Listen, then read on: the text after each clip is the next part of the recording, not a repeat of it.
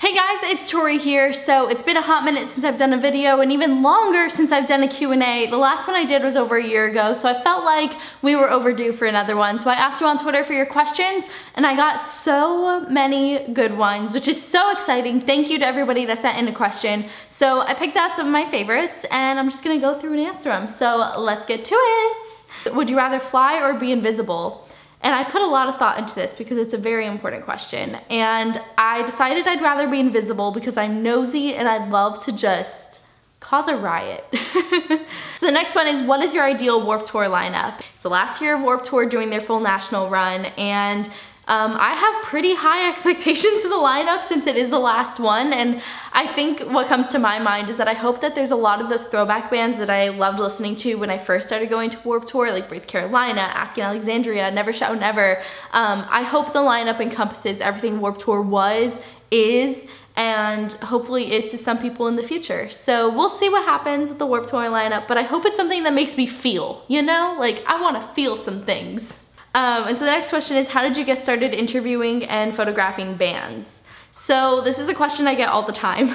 All the time. And I think I answered this in my last Q&A, but for anybody that missed that, I'll answer it again. Basically, I wanted to get involved in the music industry in some way, and so for me, I wanted to start a music news blog because I loved reading them and I felt like I could contribute something that hadn't been done yet, having a perspective from a girl that was just a fan. So I did my own YouTube channel and blog called Rock Forever Magazine when I was 14 years old and kind of just winged it. I just emailed every publicist I could, trying to get interviews with anybody I could, and slowly but surely built it up, and it ended up doing pretty well, much better than I expected. And from there, I did the Warped Tour pit blogs, which I just applied for the job and managed to get, which was awesome.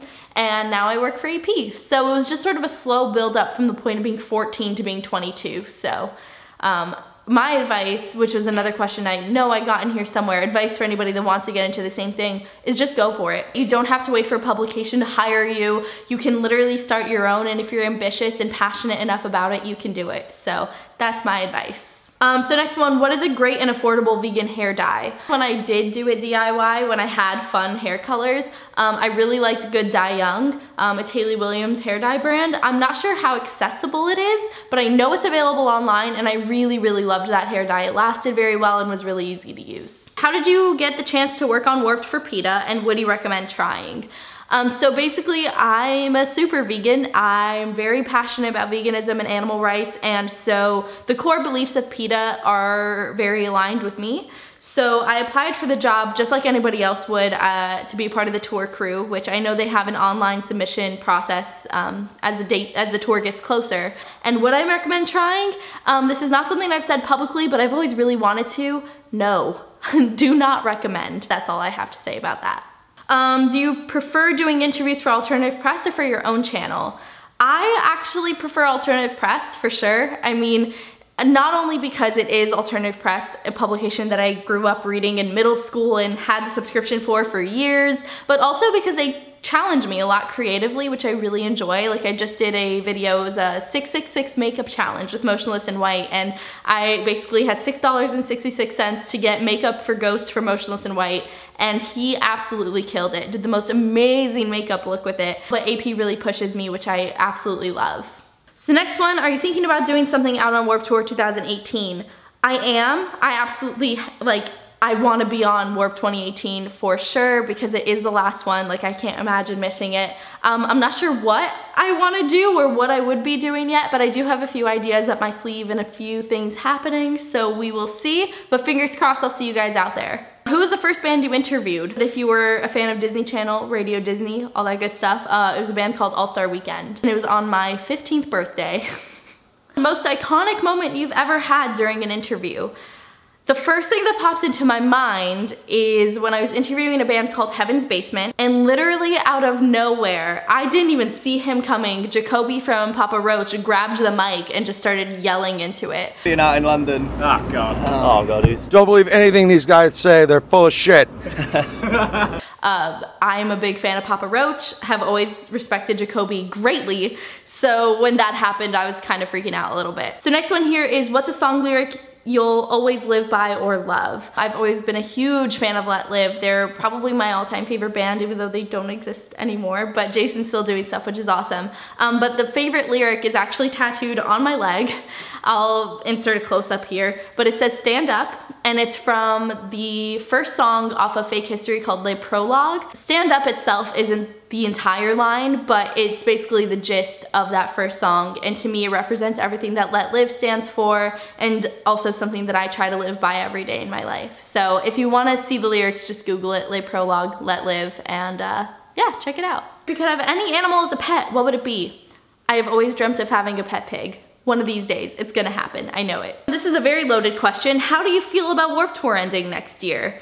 It's very bittersweet. Believe it or not, there's a little bit of sweet in there, because as much as I always dreamt of, you know, one day I'd have a kid and take them to Warped Tour with me, and it would be this legacy and this thing that was always around that I could love and go to every summer.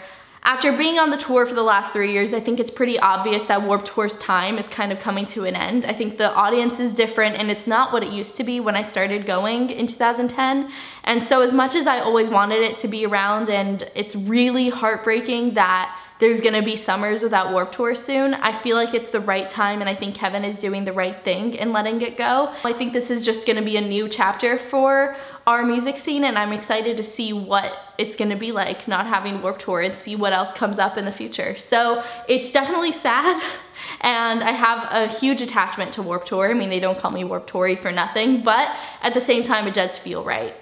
Was it intimidating at all when you first started interviewing for Warped Tour, knowing you were the face of the whole thing? It absolutely was. I luckily did have a few years of experience doing interviews and that kind of stuff under my belt before I started, which did help a lot to sort of build up my confidence in what I was doing. But the first few times I remember pressing to put a video public on the Warped Tour YouTube channel, it was absolutely nerve-wracking. I mean, not only do they have millions of viewers, but it's also Warped Tour, you know? It's a huge deal. But I think having those butterflies and those jitters makes your work more exciting. If you could only listen to one album for the rest of your life, what would it be? It has to be something by Alice in Chains. I'd say either Facelift or Dirt. I'm gonna give it a tie between those two albums. So that is it, you guys. Those are all of your questions that I'm answering in today's Q&A. Thank you again so much for sending them on Twitter. You all rule. I really appreciate it. And I definitely have more videos coming up. This is not the last you're seeing of me. So make sure you subscribed if you haven't already, and I'll catch you next time. Bye.